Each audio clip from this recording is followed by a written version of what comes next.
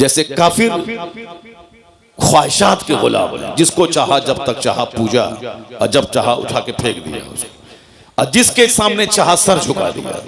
कभी दरख्त के सामने, कभी पेड़ के सामने, कभी छुचंदर के सामने, कभी बंदर के सामने, कभी नदी के सामने, कभी नाला के सामने, कभी गाय के सामने, कभी बैल के सामने, कभी सूरज के सामने, कभी उगते सूरज, कभी डूबते सूरज, न जाने कहां जिसके सामने जहां देखा सर झुका दिया। कोई चूंकि उसका हिसाब लेना देना नहीं है, कोई उसके पास कोई गाइडेंस नहीं है, इसलिए जिसको जहां देखा, जिसमें ताकत देखी, उसी को खुदा कह दिया। अल्लाह रब्बुल इज्जत ने मुसलमानों पे एहसान किया कि मेरी पेशानी बंदर के सामने जलील नहीं हो रही, हमारी पेशानी किसी दरख्त के सामने जलील नहीं हो रही, हमारी पेशानी किसी छुछंदर के सामने जलील नहीं हो रही, हम किसी सांप, किसी हाथी, किसी गाय को खुदा नहीं कह रहे हैं, एक खुदा को माना, बेशुमार जगहों पे पेशानी जलील होने से बच चलेगा। ये इस्लाम लाने का सबसे बड़ा बेनिफिट यही है कि कहो ला इलाहा इल्लल्लाह, there is no any god but Allah. Allah मेरा माबूद है। अब जन्नत तो वहां मिलेगी, इस दुनिया में दर दर की ठोकर खाने से पेशानी बच गई। और यह दलील बनकर अल्लाह ने अपने महबूब को भेजा, दलील बनाकर। जो सूरज को पूजता है, मेरे मुस्तफा की उंगली का इशारा पाके सूरज डूबा वापस आ रहा। सूरज को तुमने ताकत देख करके खुदा कहा था ना, तो वो ताकतवर सूरज तो ताकतवर मुस्तफा के इशारे पे गुलामी कर रहा है। तुमने चांद को खुदा कहा था ना, ये चांद मुस्तफा का इशारा पाके दो टुकड़ों में बढ़ जाता है। तुमने पत्थर को खुदा कहा था, ये पत्थर मुस्तफा के पाए अक़दस को पाके अपने सीने पे नक्श उभार लेता है, पत्थर मुस्तफा पे सलाम पढ़ता है। तुमने सांप को खुदा कहा था, यह सांप मुस्तफा के गुलामों की गुलामी कर रहा है। तुमने समंदर दरिया को खुदा कहा था, वो दरिया मुस्तफा के गुलामों के लिए धूल में तब्दील हो जाता है। तो जिस दरख्त को तुमने खुदा कहा था, यह दरख्त मुस्तफा को सजदा कर रहा है। इसलिए ए सारी दुनिया के लोगों, अगर तू तलाश करता है कि मेरा खुदा कौन है, आ जाओ मेरे महबूब के पास। जिन जिन चीजों की तू परस्तिश करता है, जिसको खुदा कहता है, वो सारी चीजें मुस्तफा के इशारे पे गर्दिश कर रही है। अब जब दुनिया मुस्तफा के पास पहुंचेगी, अब वहां उसको ज्यादा देर नहीं लगेगी खुदा की मार्फत हासिल करने में, क्योंकि जो सबसे ज्यादा ताकतवर है, जिनको दरख्त सजदा करे, जिनका कलमा पत्थर पढ़े, जिनके इशारे पे सूरज और चांद गर्दिश करें, ये अपनी पेशानी जमीन पर टेके हुआ है और कहता है सुबहान रब्बियल आला। मतलब इतना ताकतवर मुस्तफा, जिसको खुदा कह दे वही खुदा है, जिसको सजदा करे वही मस्जूद है। तो अब दुनिया को समझने में देर नहीं लगी कि मोहम्मद अरबी खुदा का पता बताने आया है। इसलिए अल्लाह ने कहा कद जाकुम बुरहानुम मिर रब्बिकुम, तुम्हारे रब की तरफ से दलील बन के मुस्तफा आ गए। मुस्तफा को देखो, खुदा समझ में आएगा, इन्हें देख ले, दुनिया की सच्चाई समझ में आ जाएगी, आखिरत की सच्चाई समझ में आ जाएगी। बहुत अच्छा मुस्तफा दोनों जहान की वास्तविकता को बताने आए हैं। अब जाहिर सी बात है, जो हुजूर को पढ़ेगा वो जानेगा, जो सरकार दो जहां की बायोग्राफी का मुताला करेगा वो जानेगा, और जो तमाशा देखेगा जाएगा तो सारी जिंदगी कलमा भी ठीक से नहीं पढ़ पाएगा। अत्तहियात तो सारे लोग पढ़ते हैं, लेकिन अत्तहियात करोड़ों में कोई पढ़ता है। सुबहान रब्बियल आला तो मर्द औरतें करोड़ों की तादाद में लोग पढ़ते हैं, लेकिन सुबहान रब्बियल आला एक लाखों में कोई पढ़ता है। क्या बात है। सजदा, अभी भी मैंने मस्जिद में आज देखा एक आदमी को सजदा करते हुए, बस ऐसे ही जैसे चोंच मार रहा है। जब सजदा में सारे पार्ट्स का सजदे की हालत में ठहरना जरूरी है, फिर वो बैठ जाए तो सारे पार्ट्स अपनी जगह पे सेट हो जाए, फिर उसके बाद दूसरा सजदा करे। लेकिन वो ऐसे घुसता, ऐसे करता, चोंच मारता है। वो अपने मन में तो मैं नमाज पढ़ रहा हूं, जाहिर सी बात है, और नात सुन के भाग जाएगा। वो कैसे जाने कि हदीस में क्या आया, वो कैसे जाने कि कुरान में क्या आया। जो नात पढ़ता है वो हदीस नहीं पढ़ता है, वो भी तो सारी जिंदगी नात ही पढ़ेगा, वो भी नहीं जान पाएगा कि इस्लाम क्या है, सुन्नियत क्या है। इसलिए मैं अक्सर कहता हूं कि नात पढ़ना जरूरी नहीं है, नमाज पढ़ना जरूरी है, दीन सीखना जरूरी है। जो जरूरी है उसको करते नहीं है, 2 टका कमाने के लिए साहब लोगों को बेवकूफ बना रहे हैं। 2 टका कमाने के लिए साहब अपने खरबों की जन्नत को दांव पे लगाए हुए हैं 2 टका कमाने के लिए।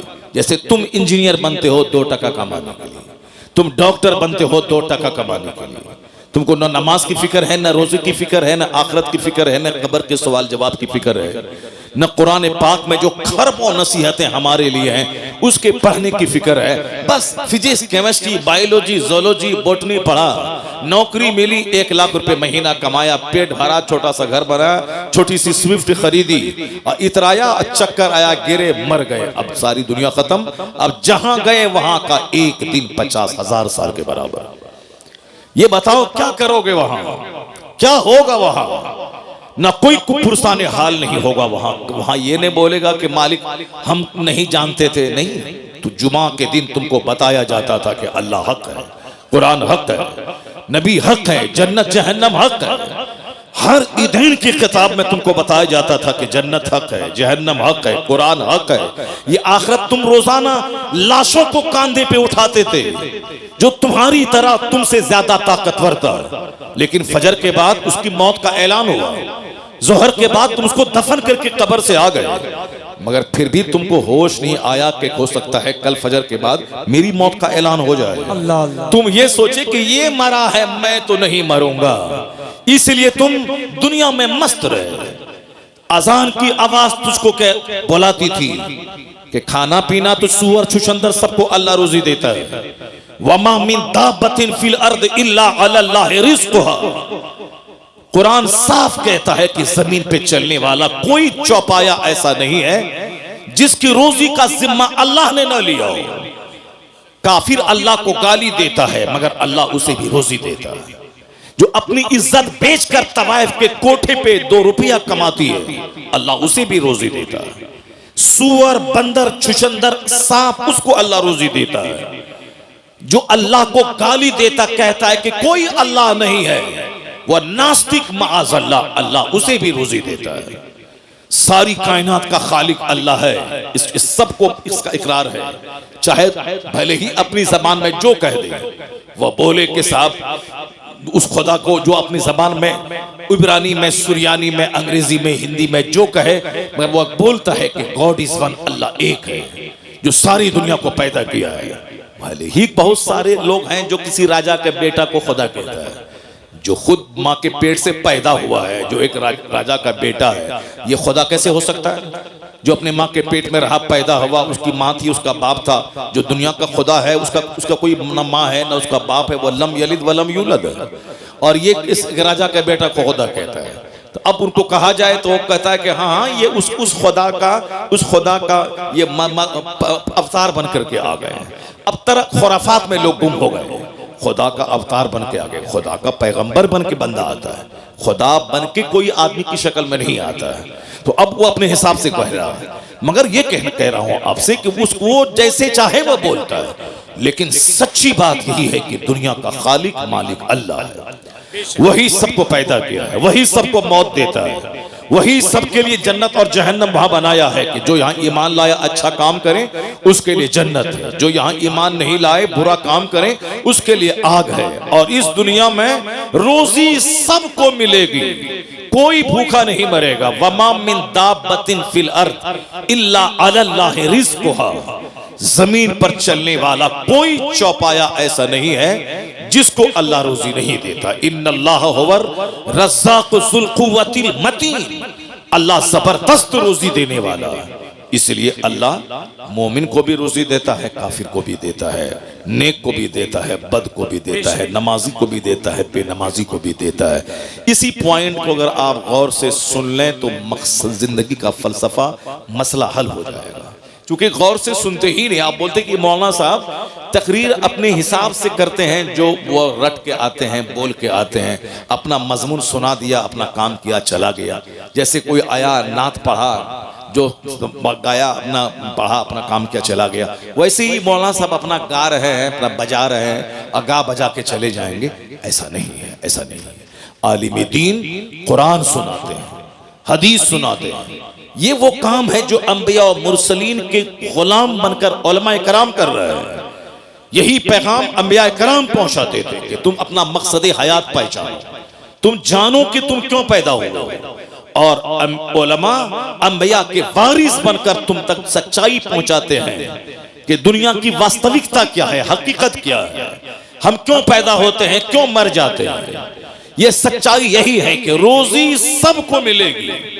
जो रोजी सबके लिए है उसके लिए मेहनत देखिए कितनी है। 30 साल पढ़ना, 30 साल नौकरी करना, यह है उस वो रोजी जो रोजी बंदर छुछंदर सबको मिलती है। उसके 30 साल पढ़ना, 2-4-5 साल कंपटीशन फेस करना, मारे मारे फिरना, सऊदी अरब जाना, अमेरिका जाना, 2 टका कमाना, घर बनाना, खाना, शादी ब्याह करना, 2 बच्चा पैदा करना, उसके बाद मर जाना। ये रोजी जो सबके लिए, उसके लिए इतनी मेहनत है। मगर जन्नत सबके लिए नहीं है, जन्नत करोड़ों में किसी किसी के लिए है। अल्लाह ने रोजी का सबके लिए वादा किया है, सबको रोजी मिलेगी। अल्लाह को गाली दो तो भी रोजी मिलेगी, नमाज नहीं पढ़ो तो भी रोजी मिलेगी, जिना करो, शराब पियो, जुआ खेलो, सबको रोजी मिलेगी। मगर जन्नत सबको नहीं मिलेगी, जन्नत करोड़ों में किसी किसी को मिलेगी। और जन्नत मिलेगी किसको? इल्लल लज़ीना आमनू व अमिलुस सालिहात, जो ईमान लाया, अच्छा काम किया। यहाँ इज्जत की रोजी मिलेगी, मरने के बाद मुस्तफा की जन्नत मिलेगी।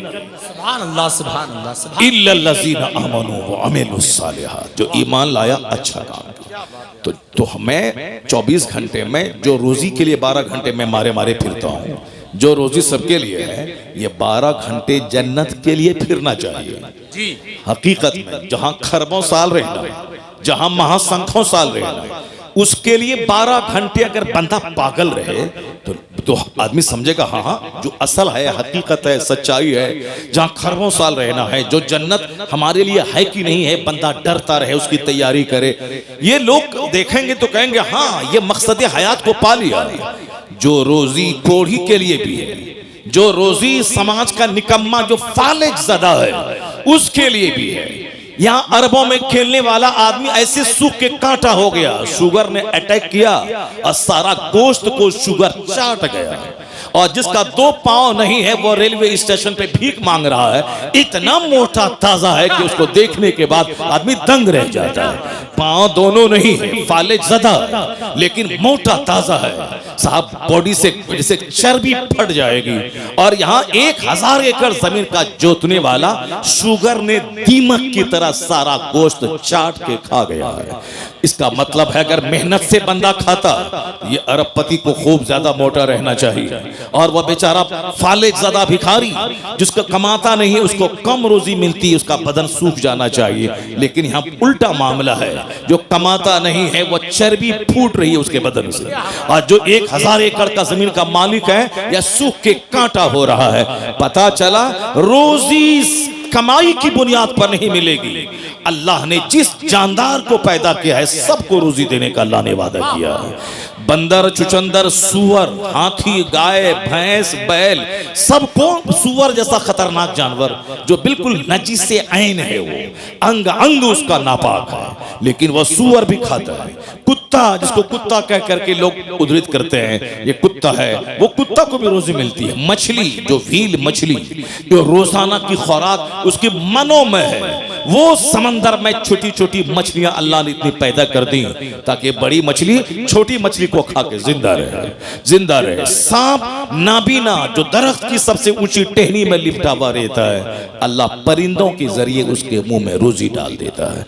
रोजी सबके लिए, जन्नत सबके लिए नहीं है। तो अक्लमंद है वो जो रोजी के लिए कम मेहनत करे, जन्नत के लिए ज्यादा मेहनत करे। और बेवकूफ है वो जो जन्नत की फिक्र ही ना करे और दुनिया की रोजी के लिए मारा मारा फिरता रहे। और ये मेरी बोली नहीं है, ये बोली मुस्तफा की है। आका फरमाते हैं हदीस में, अल कैजसु मन दाना नफ्सा वो अमील लिमा बादल मौत वल आजिजु मन अतबा नफ्सहु हवाहा सुम्मा व तमन्ना अलल्लाह। मुस्तफा कहते हैं दवाई जीज़वन, अक्लमंद है वो जो अपने नफ्स को दबाता रहे, नफ्स को कुचलता रहे और मरने के बाद की तैयारी करता रहे। व अमीला लिमा बादल मौत, मरने के बाद जो एक अपार दुनिया है, जो एंडलेस दुनिया है, जिस वक्त आज का कोई खात्मा ही नहीं है, उस दुनिया की तैयारी करता रहे। इस दुनिया में ऐसे रहे जैसे कोई मुसाफिर रहता है, दुनिया में ऐसे रहे जैसे कोई एक मुसाफिर रहता है, अजनबी रहता है। Live in this world as if you are a stranger और ए ट्रेवलर, कुन फिद दुनिया कअन्नका गरीबुन और आबिरु सबील।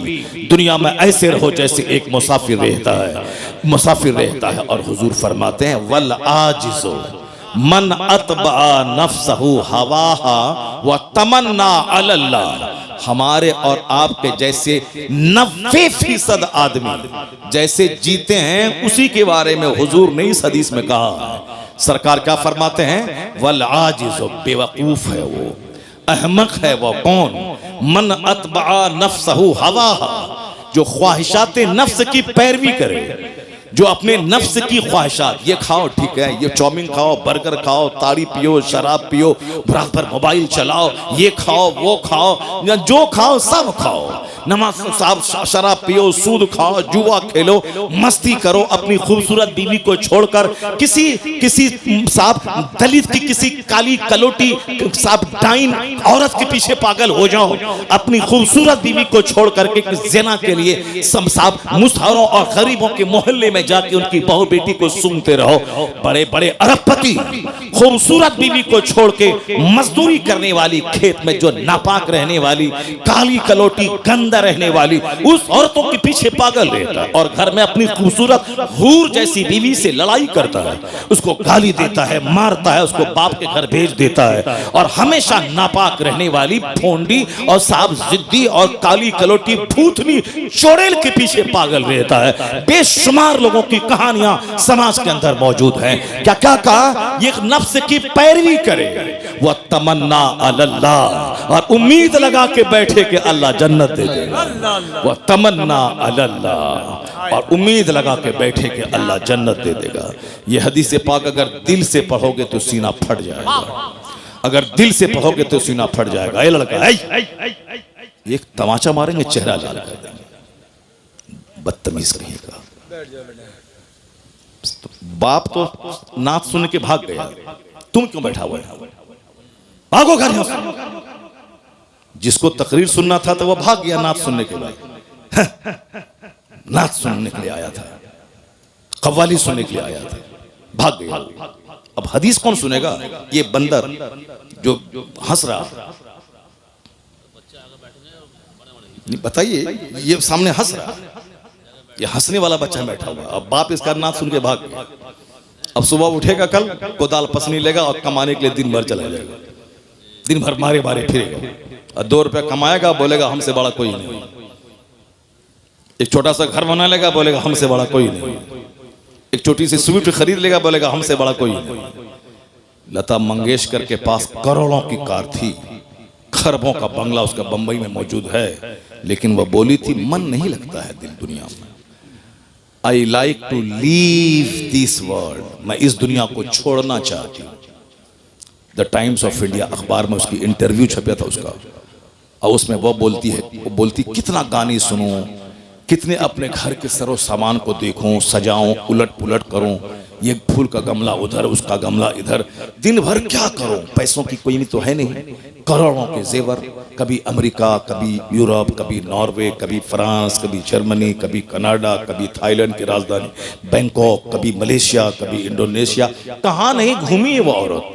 बुलबुले हिंद कहलाती थी, लेकिन वो बोली कि जिंदगी में अब मजा नहीं है, मैं मरना चाहती हूँ। चार्ली चैपलिन, जिंदगी में मजा नहीं है, अब मैं रोना चाहता हूँ। और तुम स्विफ्ट, गुटखा और सिगरेट और छोटा सा बगैर प्लास्टर के घर लेकर के तुम मजा लेना चाहते हो, कैसे मजा मिलेगा? वहां खरबों में खेलने वाला तो मरना चाहता है, वहां खरबों में खेलने वाली मरना चाहती है। तो अब तुम्हारा अकीदा रोशन हो रहा है, तुम्हारे कुरान का पैगाम सर चढ़ के बोल रहा है। क्या बोल रहा है कि दुनिया ने तो सोचा था फैक्ट्री डालूंगा मजा मिल जाएगा, बंबई में घर खोद बनाऊंगा मजा मिल जाएगा, लंदन घूमूंगा मजा मिल जाएगा।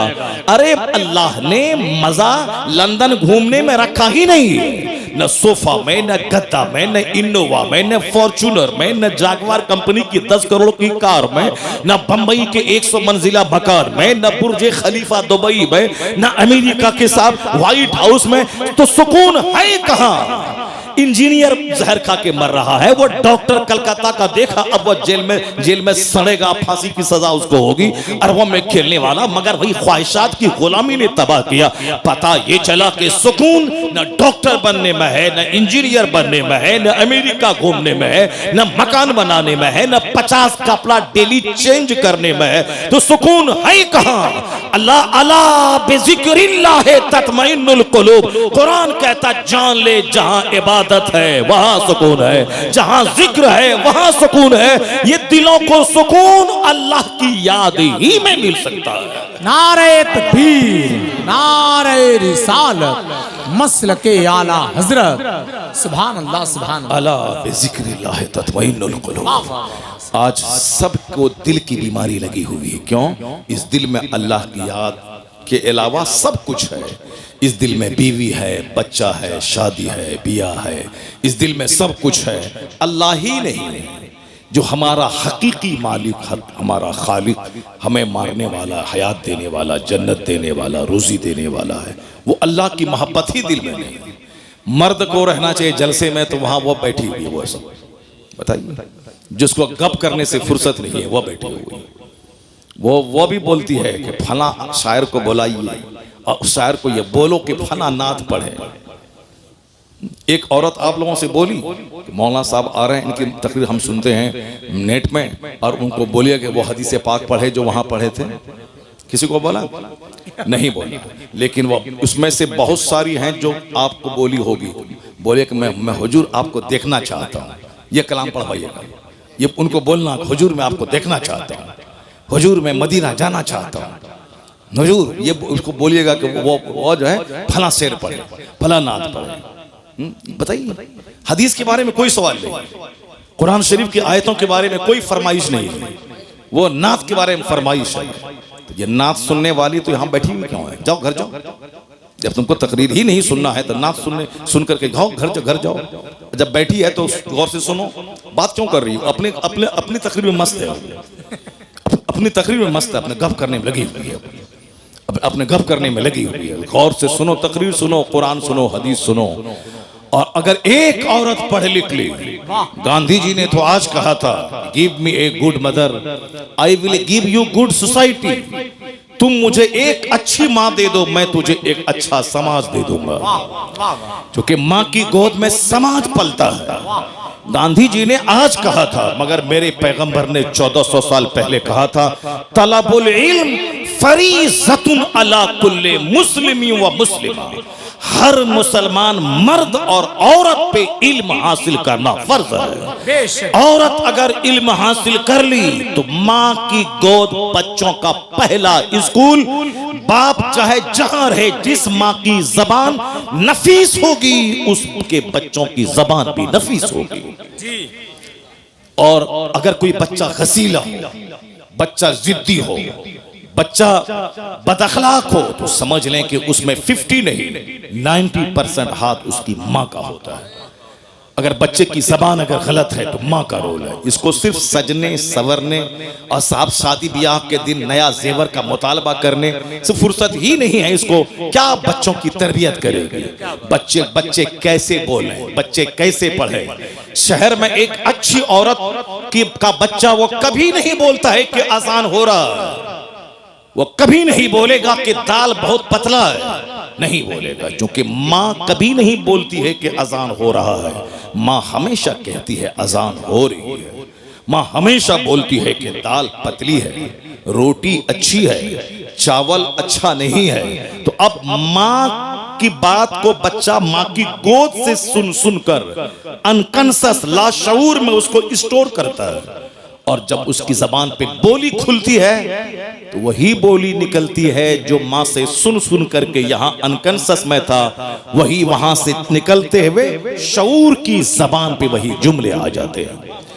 इसलिए शादी ब्याह में कार मोटर कार देखने वाला अच्छी बीवी का सिलेक्शन करो, दौलत को तलाक दे दो, सिर्फ अच्छी औरत चाहिए, जिसकी जबान अच्छी हो, जिसका अखलाक अच्छा हो, जिसका किरदार अच्छा हो, जिसका वेशभूषा अच्छा हो, जो अपनी जिंदगी को 10 मर्दों की गोद में झुलाने वाली ना हो, जो अपने जीवन अपनी जिंदगी की सुरक्षा करने वाली हो, जिनका आंख शौहर की अमानत, जिसकी जबान शौहर की अमानत, जिसका जिस्म शौहर की अमानत, और अपने बच्चों को पालने की खातिर अपनी जिंदगी की हिफाजत करे। अगर दागदार जमीन होगी कभी अच्छी फसल नहीं पैदा होगी, और जो जमीन जरखेज होगी जबरदस्त फसल पैदा करेगी।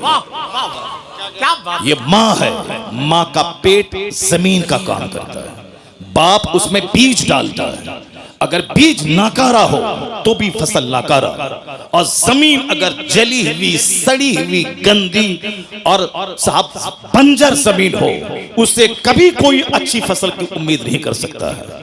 क्योंकि दुनिया का सारा काम एक सिस्टम से होता है। गौर से सुनना, भले ही बात छिड़ गई है, मैं इसको मुकम्मल कर देता हूँ, उसके बाद फिर मैं अपनी तमहीद पे लौट के आता हूँ। उसके बाद अगर मौका मिलता है तो तकरीर करता हूँ, अगर मौका नहीं मिलेगा तो फिर दूसरी बार आएंगे तब तकरीर करेंगे।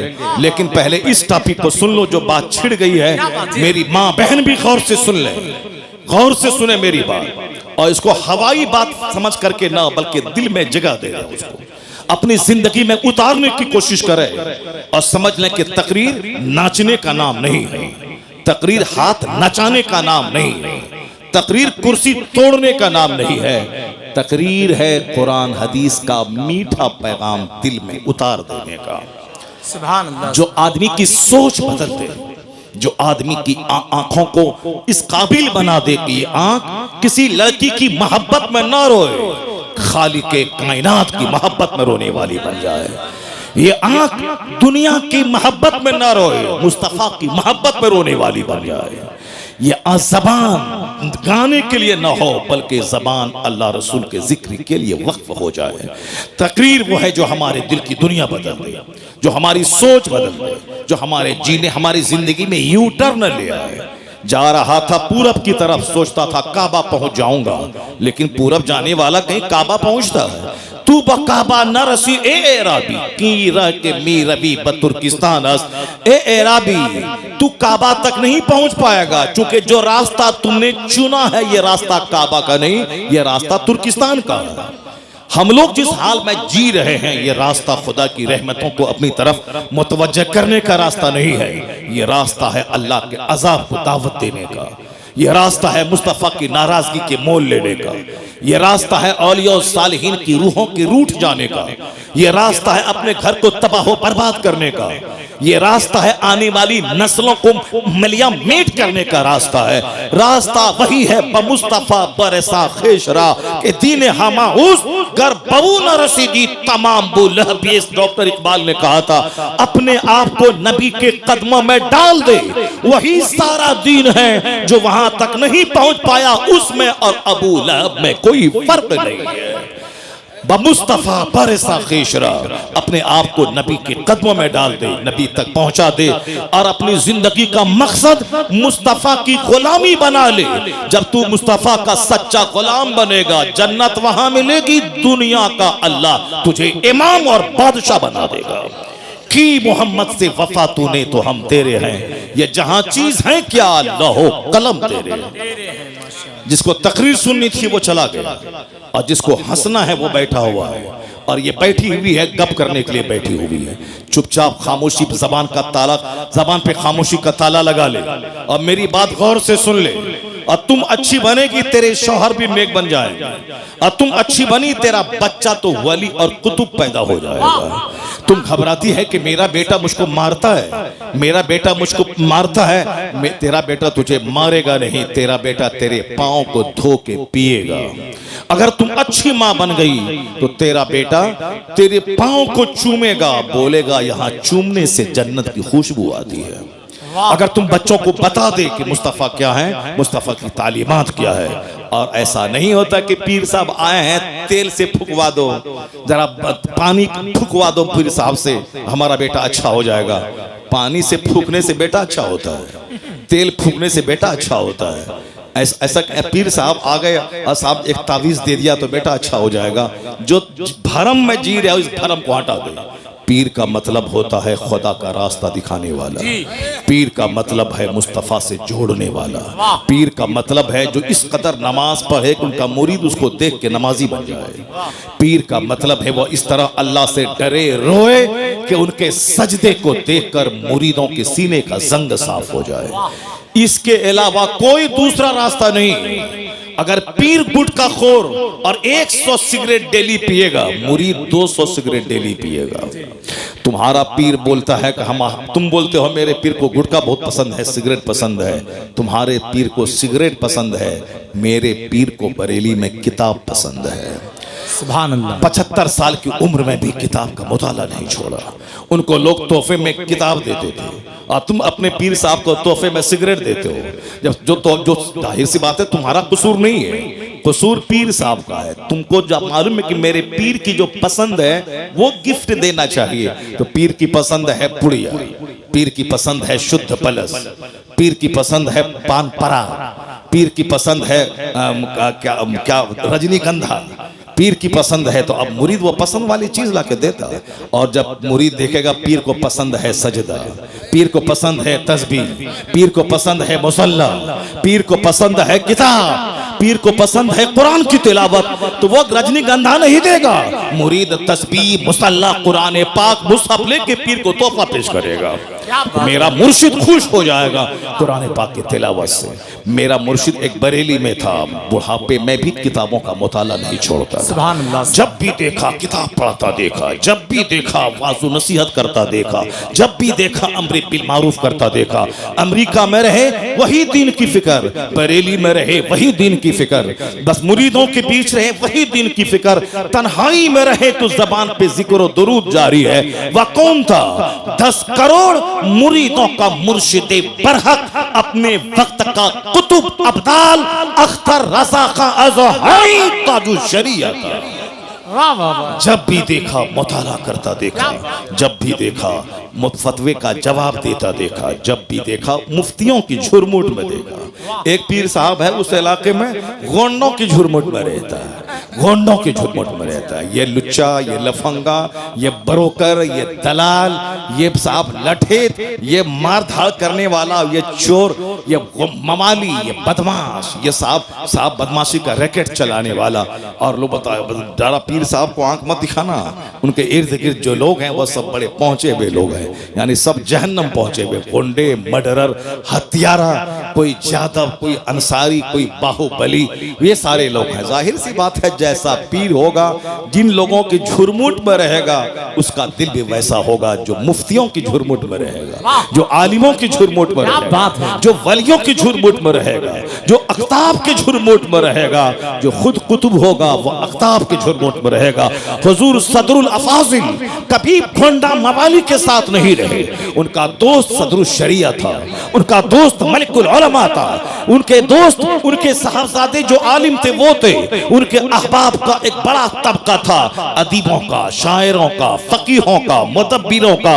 यही वजह है जो जैसा होता है उसका दोस्त वैसा होता है, और बंदा दोस्त के दीन पर होता है। इसलिए हुजूर ने कहा था 1400 साल पहले, अर्रजुलु अला दीन खलीली फलयंजुर अहदुकुम मय्युखालिल। आदमी अपने दोस्त के दीन पर होता है, तो दोस्ती करने से पहले देख लेना कि तेरा दोस्त कैसा है। अगर दीनदार हुआ तो तुझे दीनदार बना देगा, अगर बेदीन हुआ तो तेरा दीन लूट के खा जाएगा। अल्लाह क्या बात कही। अर्रजुलु अला दीन Khalili. A man is on the religion of his friend, so watch to whom you befriend. आदमी अपने दोस्त के दीन पर होता है। वाच, देख लो कि तुम किससे दोस्ती कर रहे हो। वह चोर है, चोर बना देगा, बदअकीदा है, बदअकीदा बना देगा, वह ज़िनाकार है, तुझे ज़ानी बना देगा। अगर तेरा दोस्त अल्लाह से डरने वाला नमाजी है तो तुझे नमाजी बना देगा, मुत्तकी बना देगा। अर्रजुलु अला दीन खलीली फलयंजुर अहदुकुम मय्युखालिल। बातें हमारी होती रहेंगी, मैं तमहीद यहाँ रोक करके मैं पहले वो चैप्टर में खोलता हूँ जो बात जबान पे आ गई है, ये वरना ये भाग जाएगी और हमारी तकरीर सुन नहीं पाएगी। और इसलिए चुपचाप रहो और तकरीर मेरी गौर से सुनो और जहां तक मेरी आवाज पहुंच रही, मेरी सारी माँ, सारी बहन, सारी बेटियां वह गौर से इस चैप्टर को सुने। अक्सर व बेशतर मैं इस चैप्टर को रिपीट करता हूं। मैं खिताबत इसलिए नहीं करता हूं कि 100 तकरीर 100 टॉपिक पे हो, नहीं, मैं सिर्फ एक टॉपिक पे तकरीर करना चाहता हूं कि हर महफिल में अगर 5 बंदा जन्नती बन जाए तो मेरा पसीना बहाने की मेहनत वसूल हो जाए। माशाअल्लाह। इसलिए मेरी तमन्ना इस पे रहती। मैं नहीं समझता कि साहब मेरी हर तकरीर में बाज जुमले, बाज हदीस का रिपीटेशन होता है, उससे कोई बहस नहीं। बार बार बोलने से आदमी के दिल में असर होता है। बार बार बोलने से, जब रस्सी कुआं पर बार बार आगे पीछे जाती है तो उस पत्थर में भी निशान पड़ जाता है। इसीलिए मैं बार बार बोलता हूं, जो लोग मुझसे मोहब्बत करते हैं और बार बार मेरी तकरीर सुनेंगे, जरूर शराब की भट्टी से निकलकर मस्जिद की तरफ रुक करके चले जाएंगे, जरूर जाएंगे। बार बार सुने। अपनी कलाकारी दिखाने के लिए खिताब नहीं होता है, बल्कि मुस्तफा के दीन को सिखाने के लिए खिताब होता है, लोगों को मुस्तफा तक पहुंचाने के लिए खिताब होता है। मेरी माँ, बहन, बेटियां गौर से सुन लेना। तुम्हारे दरवाजे पर आम का पेड़ है, वो आम के पेड़ में 1 लाख तावीज डाल दो जी। बरेली से, मसूली से, बेलग्राम से, केचौछा से, दिल्ली से, सदरुल फाजिल की खानका से, पीलीभीत शरीफ से, जहां जहां की खानका है, सब हर जगह से तावीज लिया हो, डाल दो। और ये सोचो कि इस आम के पेड़ से सेब निकल जाए। नहीं होगा ऐसा। 1 लाख तावीज डाल दोगे, आम का पेड़ सेब नहीं देगा। पता चला कि तावीज से सारा काम नहीं निकलता है। तावीज से काम क्या होता है, सुनो मुझसे। आम का पेड़ है, आम के पेड़ को मैंने बच्चों से बचाया, जानवर से बचाया, वक्त वक्त पे पानी दिया, खाद दिया। अब वो बड़ा मैच्योर हो गया, अब बकरी का खतरा नहीं रहा, अब वो आम फल देने वाला बन गया। तो अब आम का फल खट्टा ना हो जाए, तुर्श ना हो जाए, सड़ा हुआ ना पैदा हो। हजरत से एक तावीज लिया, डाल दिया कि सेब नहीं, आम ही फले मगर मीठा फल जाए। आम ही फले मगर मीठा आम फल जाए। चूंकि ये नेचर के मुताबिक है कि दरख्त लगाया है आम का और उसमें सारी मैंने मेहनतें की हैं, बस तावीज का थोड़ा सा असर हो जाए कि अच्छा आम उससे पैदा हो जाए। ये है तावीज का असर। ऐसा नहीं है कि आम के पेड़ से लीची निकल जाए तावीज से, आम के पेड़ से सेब निकल जाए, नहीं होता है। जैसा दरख्त वैसा फल, जैसी जमीन वैसी फसल, और जैसी माँ वैसी औलाद, जैसा बाप जैसा बीज वैसा बच्चा। इसलिए माँ बाप के औलाद अगर नाफरमान हो गई तो वह समझ लें कि 100% हमारा कसूर है। अगर माँ बाप को सताने वाले बच्चे पैदा हो गए तो वह दूसरों के सर पे मत बढ़े कि तुम्हारी वजह से ऐसा हो गया। वह तो कमजोर लोग होते हैं जो अपनी गलती नहीं मानते, वह दूसरों के सर पे मढ़ देते हैं। जैसे बच्चा कमजोरों की जमात है, ये कभी एक्सेप्ट नहीं करेगा हमसे गलती हो गई।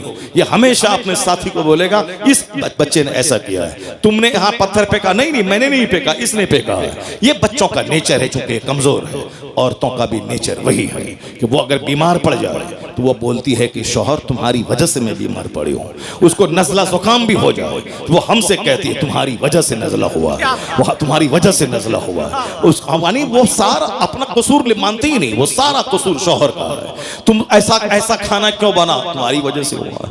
ये ऐसा काम क्यों खराब हो गया, तुम्हारी वजह से हो गया। अब ये शौहर बेचारा चौड़ा सीना लेके रहता है, चलो इसमें सब समा जाए, तुम्हारी जिद समा जाए, तुम्हारी तकरार समा जाए, सब समा जाए। इसीलिए इसमें सब समा जाता है, सारा काम घर का बना रहता है और घर से बाहर बात नहीं फैलती है। वरना अगर घर से बाहर बात जाने को रहे, शौहर का दिल अगर बड़ा ना रहे तो रोजाना लड़ाई झगड़े की आवाज घर से बाहर जाएगी और साहब मार धाड़ की आवाज घर से बाहर निकलेगी। वो तो शौहर का दिल अल्लाह ने इतना बड़ा बनाया है कि जैसे कोई गंगा नदी हो, उसमें मुरादाबाद का सारा कचरा समा जाता है, उसी तरह इसमें सब समा जाता है। उसकी जिद, उसके तकरार, तकरार, उसकी लड़ाई, उसका झगड़ा सब समा जाता है इसमें। इतना चौड़ा है, वरना डेली लड़ाई हो और डेली झगड़ा हो और सारे समाज के लोग दीवार में कान लगा के लड़ाई की आवाज सुने, नहीं होता है ऐसा। वो नाकिसुल अक्ल है, उसके पास अक्ल कम है। मगर अल्लाह ने मर्द को ताकतवर बनाया है और हुजूर ने कहा है कि ये टेढ़ी पसली से पैदा हुई है, इसको सीधा करने की कोशिश मत करना। सीधा करना चाहोगे तो टूट जाएगी और टूटना तलाक है, समाज बर्बाद हो जाएगा। उसी हालत में रहने दे, बड़े काम की चीज है। बस उसी हालत में रहने दे, फायदा हासिल कर। यह तेरे घर की निगरानी करती है, तेरे बच्चों की परवरिश करती है, तुम्हारी राहत का सामान पहुंचाती है, तुमको गुनाहों से बचाती है। तू रहे 5 साल परदेश में, तेरे घर की सुरक्षा करती है। बहुत काम की चीज है, काम की चीज है। इसीलिए उसी हालत में रहने दे, फायदा हासिल कर। वरना सीधा करना चाहेगा तो टूट जाएगी, टूटना तलाक है, सारा घर बिगड़ जाएगा। यह मुस्तफा का कानून है कि आज घर आबाद है, सोसाइटी आबाद है, समाज आबाद है, इसलिए कि हुजूर ने जो कहा है उस पर अमल करने की वजह से लड़ाइयां कम हो रही हैं, सब्र की वजह से घर आबाद हो रहा है। जी जी राम। आकाए तो सलाम का फरमान है, सरकार ने एक अच्छी लाइफ गुजारने का जो फॉर्मूला दिया। अब जरा गौर से सुन लो, औरतों की तालीम पे इस्लाम ने क्यों जोर दिया। एक घर को सजाने संवारने में औरतों का कैसा हाथ रहता है। एक बड़ी हदीस में पढ़ता हूं, क्योंकि यह महीना आका अलैहिस्सलाम की सीरत का भी है। ये महीना माह रबीउल नूर खत्म हो गया, अब रबीउल आखिर अब कल परसों से शुरू होने वाला। मगर चूंकि सारी जिंदगी सरकार की सीरत बयान की जाएगी, ऐसा नहीं कि 12वीं के महीने में ही ईद मिलादुन नबी, ईद मिलादुन नबी हमेशा मनाया जाएगा। कभी सरकार की तालीमात से हम बेनियाज नहीं हो सकते। दुनिया का सारा काम एक सिस्टम से होता है और उसी सिस्टम पर मैं थोड़ी देर बात करता हूं। उसके बाद अगर आप कहेंगे थोड़ी देर और तकरीर कीजिए, तकरीर आपने शुरू नहीं की है तो फिर मैं तकरीर शुरू करूंगा। लेकिन अगर आप बोले कि नहीं अब खत्म कर दिए तो मैं तकरीर खत्म कर दूंगा। मगर मेरा एक पैराग्राफ सुन के जरूर आप जाइए, मेरी माँ बहन भी गौर से सुन लें। वह तकरीर का एक पैराग्राफ यही है कि दुनिया का सारा काम एक सिस्टम से होता है, सिस्टम से हट के नहीं होता है। जज्बात में चलो मारो जो होगा देखा जाएगा, नहीं नहीं, हिकमत से, तदबीर से सारा काम होता है। अल्लाह ने आसमान बनाया बगैर खंबे के खड़ा है। अल्लाह ने इस जमीन को समंदर पानी पे बनाया, ये जमीन में को करार हो उसके लिए अल्लाह ने पहाड़ का खूंटा बनाया ताकि जमीन हिले नहीं, एक सिस्टम है। अल्लाह ने सूरज बनाया ताकि सारी जमीन रोशन हो। अल्लाह ने रात में सूरज के छुपाने के बाद चांद दिया है ताकि लोगों का वहशत से सीना फट न जाए। ये सारा एक सिस्टम है। अल्लाह ने हमारे ऑक्सीजन के लिए दरख्त को पैदा किया है, ये सिस्टम का हिस्सा है। अल्लाह ने हमारे लिए रोटी और चावल दिया है। अल्लाह ने हमारे लिए वेजिटेबल्स पैदा किया है, मगर हमारे जिस्म को गोश्त भी चाहिए, इसीलिए अल्लाह ने परिंदों को पैदा किया है। अल्लाह ने जानवरों को पैदा किया है, ये मुर्ग हमारे लिए, ये परिंदे हमारे लिए, ताकि सब्जी ही नहीं तुम्हें गोश्त भी खाना है और गोश्त ही से काम नहीं चलेगा, तुम्हें मछली भी खाना है। इसलिए अल्लाह ने मछली जैसी जबरदस्त मखलूक को समंदर में पैदा किया ताकि कभी मछली खाओ, कभी गोश्त खाओ, कभी सब्जी खाओ, कभी कद्दू खाओ। ये और बात है कि सब्जियों में बाज सब्जियां बहुत ज्यादा फायदामंद है। ये और बात है कि गोश्त में बाज गोश्त बहुत फायदामंद है। ये और बात है कि मछलियों में बाज मछलियां बहुत फायदामंद है। जैसे एक मछली हमारे इलाके में उसको कहा जाता है निरोग मछली, उसको सिंगी मछली बोलते हैं। अब पता नहीं यहाँ क्या बोला जाता है, 700-800 रुपए केजी मछली मिलती है। लोग उसे खरीद के खाते हैं चूंकि वो मछली में बहुत विटामिन है और बीमार लोग जूद हजम है वो मछली। कद्दू सब्जियों में सबसे सुपीरियर सब्जी है कद्दू। कद्दू बहुत जल्द हजम हो जाने वाले सब्जी और यह सरकार की पसंद भी है और सर्दी के लिए भी मुफीद है, गर्मी के लिए भी मुफीद है, हर मौसम के लिए मुफीद है। कद्दू जिसको आप लौकी कहते हैं, वह सब्जी बहुत उसका कोई जवाब नहीं है। अपने घर में उसको आदतन इस्तेमाल करें, जो सब सस्ती भी है और जबरदस्त भी है। उसके साथ जिसको भी मिक्स कर दें सब में लाजवाब काम करता है वो। जैसे उसमें मछली में डाल दें तो भी सुपीरियर है, गोश्त में डाल दें तो जबरदस्त है, और साहब उसमें चना का दाल डाल दें तो भी जबरदस्त है। यानी ये कद्दू लाजवाब, क्योंकि मुस्तफ़ा की पसंद है, और जो मुस्तफ़ा की पसंद है वो लाजवाब पसंद है। यही वजह है कि आज मैं जिस दिन मेरे घर में कद्दू की लौकी की तरकारी बनती है बहुत खुश होता हूँ। मेरी वाइफ को मालूम है कि हजरत को बहुत पसंद है, तो चना का दाल और कद्दू ये मुझे बचपन से शुरू से बहुत पसंद है, शुरू से पसंद है, और बहुत जबरदस्त है वो मेरे घर में। और फिर वो खीर भी मुझको बहुत पसंद है। यही वजह है कि अभी शुगर 7-8 साल से शुगर हो गए, मगर उसके बावजूद मैं खीर छोड़ता नहीं हूँ, और मेरे घर में खीर बनाई जाती है और मैं खाता हूँ। और अल्हम्दुलिल्लाह शुगर को झूठा साबित कर देता हूँ कि लोग कहते हैं कि शुगर होने के बाद रोजा रखने में परेशानी हो रही, मगर 8 साल हो गए एक रोजा नहीं छोड़ा, अल्हम्दुलिल्लाह एक रोजा नहीं, और कोई परेशानी नहीं होती है। और शुगर वाले को कहते हैं कि भाई इसको हर 1 घंटे के बाद खाना चाहिए, डॉक्टर बताते हैं, और कहते हैं कि हमेशा पानी पीना हल्का सूखता रहता है। मगर मैं 2.5 घंटे तकरीर किया हूँ, और अभी भी आज 2 घंटे तकरीर करूंगा मैं, चाहे तुम भाग जाओ, चाहे कोई यहाँ नहीं रहेगा, सब कोई नहीं रहेगा, मैं तकरीर करूंगा 2 घंटा। तो सब लोग भाग जाए, 2 घंटा से कम मैं नहीं बोलूंगा। डेली बोलता हूँ 2 घंटे 2.5 घंटे, मगर जरा बराबर कोई बता दे कि साहब मैं 1 गिलास पानी पिया हूँ, कोई बता दे कि कल मैंने पानी मांगा था। नहीं, वो डॉक्टर झूठ बोलता है कि शुगर वाला हर घंटे पे पानी पीना है, हर घंटे खाना खाना है। नहीं, जो झूठ बोलेगा वो प्यास लगेगी उसको, मगर जो कुरान बोलेगा, जो हदीस बोलेगा, वो बोलता चला जाएगा, रूहानी ताकत मिलती चली जाएगी। मैंने देखा ये आदित्य जोगी ना ये भाषण देता है, पानी पीते हैं, और साहब वो प्रधानमंत्री मोदी जी 15 अगस्त 26 जनवरी को भाषण देते हैं, वो पानी पीते हैं। राहुल गांधी भी पानी पीता है, हमारा बिहार का तेजस्वी यादव वो भी पानी पीता है, आपके उत्तर प्रदेश का अखिलेश यादव वो भी पानी पीता है, मायावती को तो हमने पानी पीते हुए देखा है। जहां आज से 25 साल पहले एक मस्जिद में मैं रहता था, मैं बोला मायावती आई है, मैं गया चलो देखें क्या भाषण देती है। काशीराम जिंदा थे, वो थे, मायावती आई थी। अब आहिस्ते आहिस्ते बस देख देख के पढ़ना है, उसके बाद देखना है, ऐसे और ऐसे देखना पढ़ना है, और पानी पीना है। तुमने कभी हमको देखा देख करके तकरीर करते? 5 घंटे 3 घंटे 4 घंटे 2 घंटे न देख के बोलना है, बिन देखे बोलना है। बिन देखे बोलने में दिमाग चलता है, इसके बाद क्या बोलें, इसके बाद क्या बोलें, इसके बाद क्या बोलें, दिमाग चलता है। दिमाग चलने में आदमी थक जाता है, लेकिन देखने में एनर्जी लॉस नहीं होती है। ना देखा जाता है, बिन देखे बोला जाता है, उसके बावजूद 1 गिलास पानी पीने की नौबत नहीं आती है।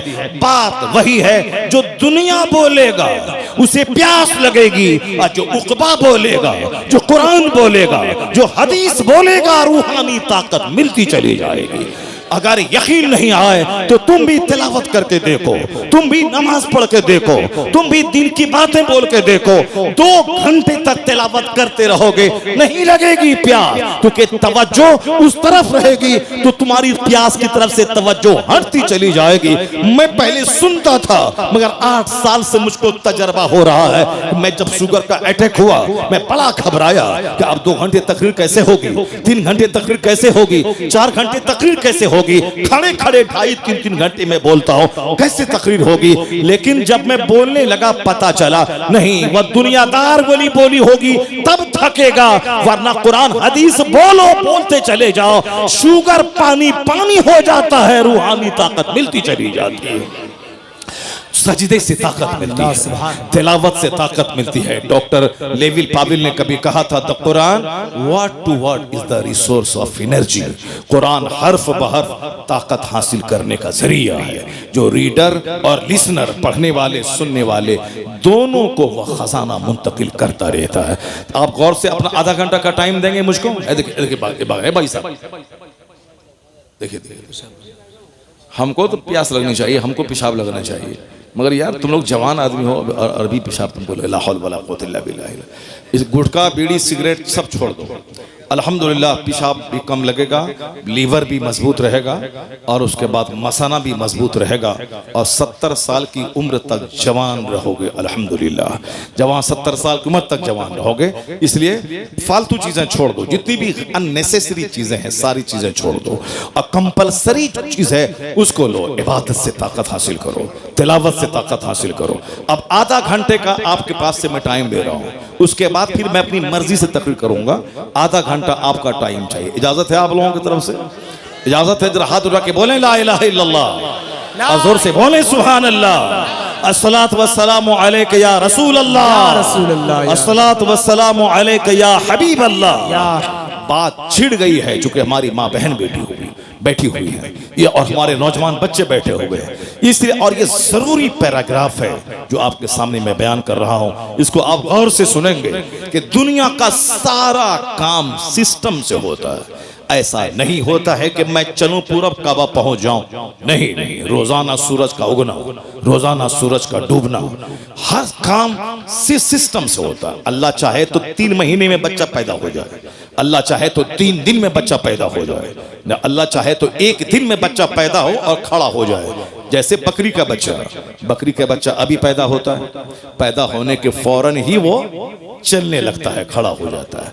ये जानवर है, पैदा हुआ और थोड़ी देर के बाद 1-2 घंटे के बाद वो चलने लगता है। तो इंसान अशरफुल मखलूकात है, मगर ये चलता कब है? ये चलता है 9 महीने, 10 महीने, 1 साल के बाद चलता है।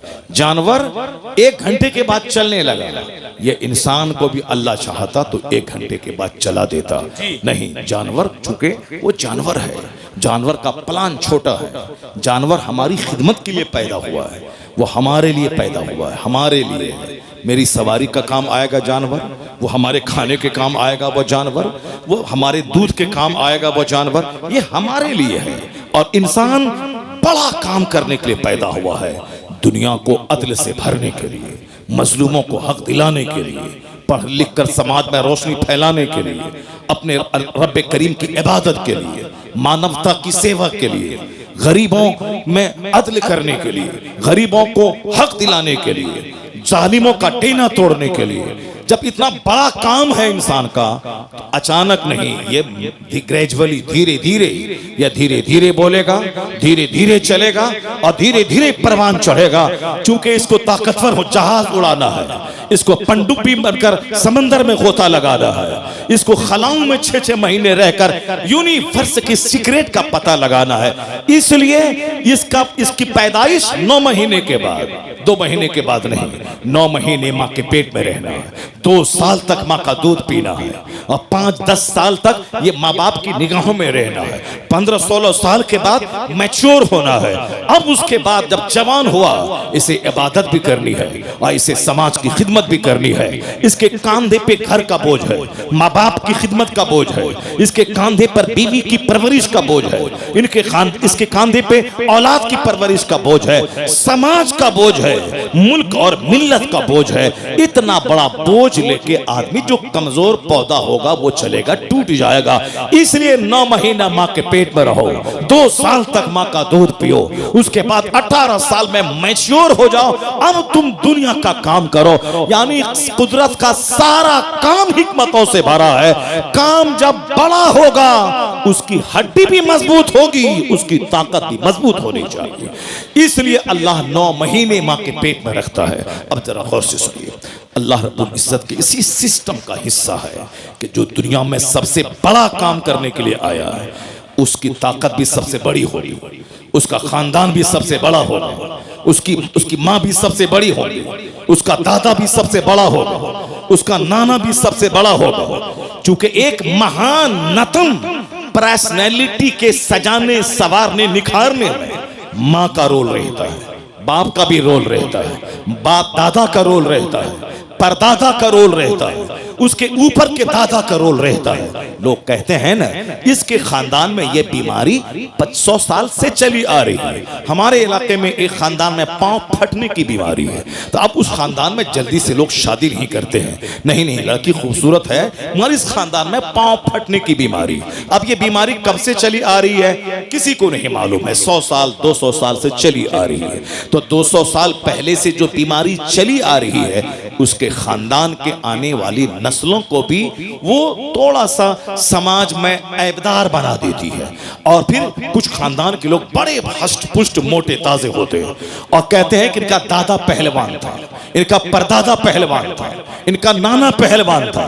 क्योंकि नाना का ब्लड मेरी माँ में शामिल है और दादा का ब्लड मेरे बाप में शामिल है, इसीलिए दादी हाल के एतबार से और नानी हाल के एतबार से भी जो बहुत बड़ी पर्सनैलिटी है उसका मजबूत होना जरूरी है।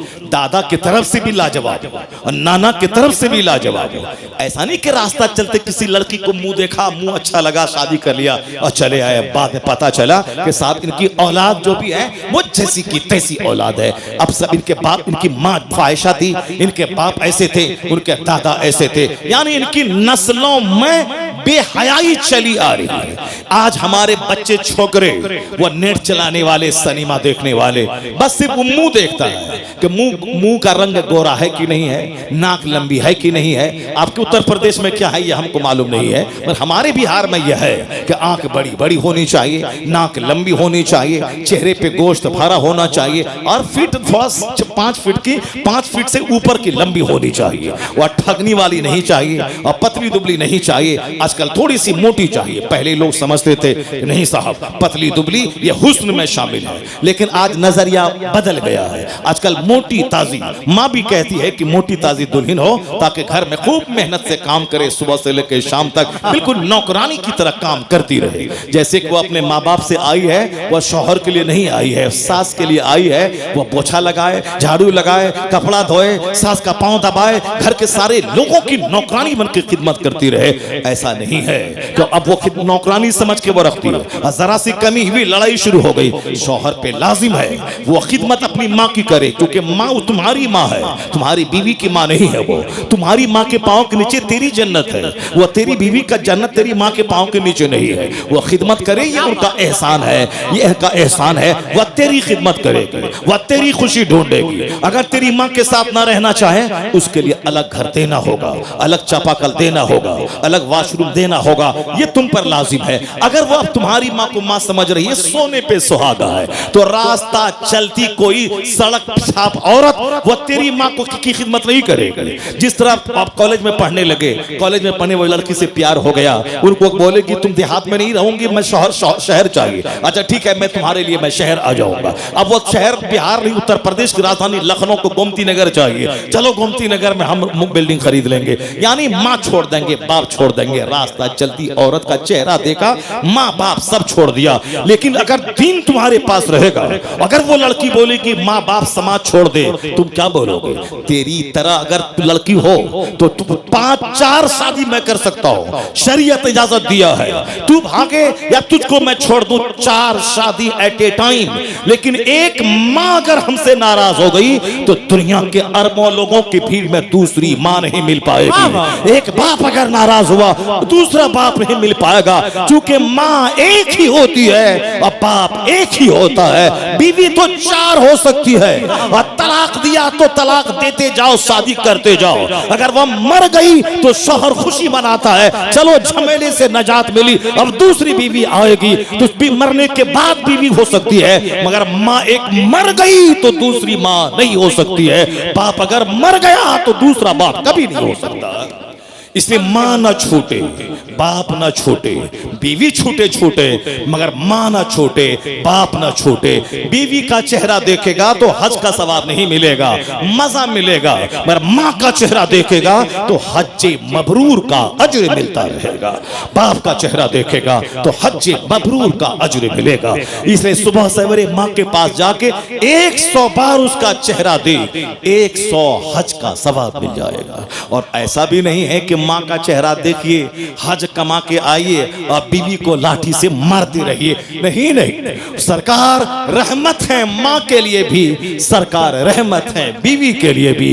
हुजूर ने जहां कहा बीवी का चेहरा देखो तो हज का सवाब मिलेगा, वहीं हुजूर ने यह भी कहा बीवी के मुंह में लुकमा डालो तो हर लुकमे के बदले में सवाब मिलेगा। सुभान अल्लाह, क्या बात। अब यहाँ अध कपारी लोग होते हैं, आधा दिमाग होता है। माँ की तरफ गया तो बाप बीवी को मारना शुरू कर दिया, और कोई बीवी की मोहब्बत में लूटा तो माँ को छोड़ दिया। तो इस्लाम ये नहीं कहता कि वन साइडेड हो जाओ, इस्लाम ये कहता है बीवी को बीवी की तरह सम्मान दो, माँ को माँ की तरह सम्मान दो। तेरे घर में रहमतों के फूल खिलते रहेंगे, आसमान से रहमतों की बारिश होती रहेगी। और तुम मर्द हो, बीवी कुछ बोले माँ के खिलाफ सह लेना, माँ बोले बीवी के खिलाफ सह लेना, घर तुम्हारा ऐसे चलता रहेगा। अगर माँ की बात में बीवी से टकराए तब तो फिर तुम्हारा सुकून खत्म हो जाएगा, और बीवी की बात में अगर माँ से टकराए तब तो तेरी दुनिया और आखिरत दोनों बर्बाद हो जाएगी। बीवी इसको कुछ पैसा दे तो माँ को मत बताओ कि 10,000 दिए हैं, और माँ को 10,000 दो तो बीवी को दिखा के मत बताना, वरना सर के सारे बाल तेरे खत्म हो जाएंगे। इसलिए उनको मत बताना कि मैंने माँ को 10,000 दिया है, माँ को 10,000 दिया है, बीवी को खबर ना मिले, और बीवी को 10,000 दिया है, माँ को खबर ना हो। एक कामयाब आदमी की तरह मुस्कुराते रहना, घर में माँ का भी प्यार मिलेगा, बीवी का भी प्यार मिलेगा, सुन्नत पे अमल होगा, घर मिसले जन्नत के बन जाएगा। मुस्तफा पर बस इस चैप्टर को गौर से सुन लीजिए। बात से बात पैदा होती है, दूसरी बात निकल जाती है, मगर हमारा चैप्टर वही है कि बहुत बड़ा काम करने के लिए सिर्फ चेहरा नहीं देखना है, बल्कि कैरेक्टर देखना है, किरदार देखना है, आदत व अतवार देखना है, और हड्डी देखनी है, ब्लड देखना है, माँ को देखना है, उसकी दादी को देखना है। और आज कहाँ देखा जाता है, मगर जो दुनिया का सबसे महान नस्म इंसान है, जो दुनिया का सबसे अजीम तरीन शख्सियत है दुनिया की, उसका नाम है मोहम्मद अरबी सल्लल्लाहु अलैहि वसल्लम। I can not find any other man in history like Muhammad. मैं पूरे मानव इतिहास में मुस्तफा का जवाब नहीं पाता। यूरोप का दानिश्वर कहता है he is the only man in history who was supremely successful on both levels, religious and secular. इंसाफ, सियासत और मजहब दोनों सतह पर इस रुए जमीन की सबसे लाजवाब शख्सियत का नाम मोहम्मद अरबी अलैहिस्सलाम है। ये हिंदुस्तान का एक गैर मुस्लिम डॉक्टर रामकृष्ण राव कहता है the personality of Muhammad it is most difficult to get into the whole truth of it. यानी मुस्तफा की शख्सियत की तह में उतरना बहुत मुश्किल है।